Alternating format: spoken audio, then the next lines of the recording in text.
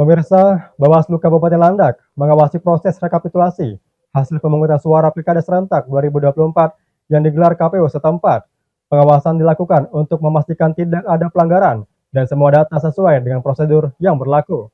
Bawaslu Kabupaten Landak dipimpin oleh Ketua Barto Agato-Dirgo mengawasi jalannya rapat pleno terbuka yang dilakukan oleh KPU Kabupaten Landak pada 4 hingga 5 Desember 2024. Hingga hari ini, Bawaslu memeriksa dokumen hasil pemungutan suara yang telah diplenokan di tingkat tempat pemungutan suara atau TPS dan kecamatan untuk memastikan data tidak ada yang terlewat. Barto Agato-Dirgo menyatakan tujuan pengawasan untuk memastikan semua hasil suara dan data daftar pemilih tetap atau DPT tercatat dengan benar tanpa ada angka yang terlewat. Hingga saat ini proses rekapitulasi berjalan lancar tanpa ada kendala besar di kecamatan. Menerima satu laporan itu terkait ada salah satu pemilih yang mau datang mencoblos, namun kejadiannya bukan di TPS.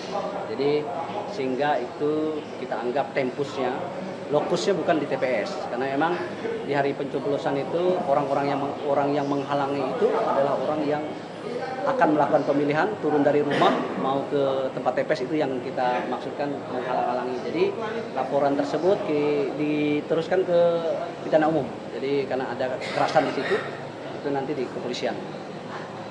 Hanya itu saja, satu laporan. Jadi total laporan kita sepanjang sampai hari ini 16.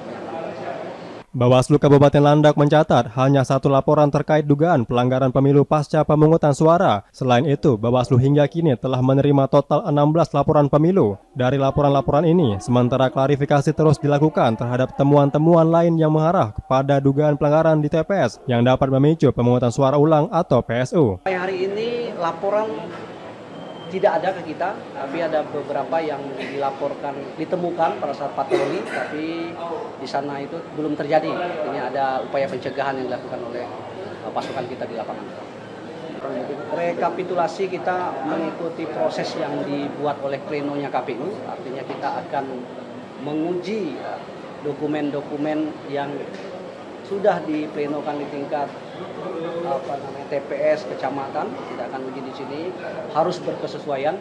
Intinya tidak ada data yang terlewat terkait DPT, terkait jumlah hasil suara. Bawaslu Kabupaten Landak berkomitmen memastikan setiap tahapan pemilu berjalan dengan adil, jujur, dan transparan, serta menindaklanjuti setiap laporan yang masuk dengan serius. Meski ada beberapa temuan yang dilaporkan saat patroli, Bawaslu memastikan belum ada pelanggaran yang serius. Dari Kabupaten Landak, Henry Marcelino, PON TV, memberitakan.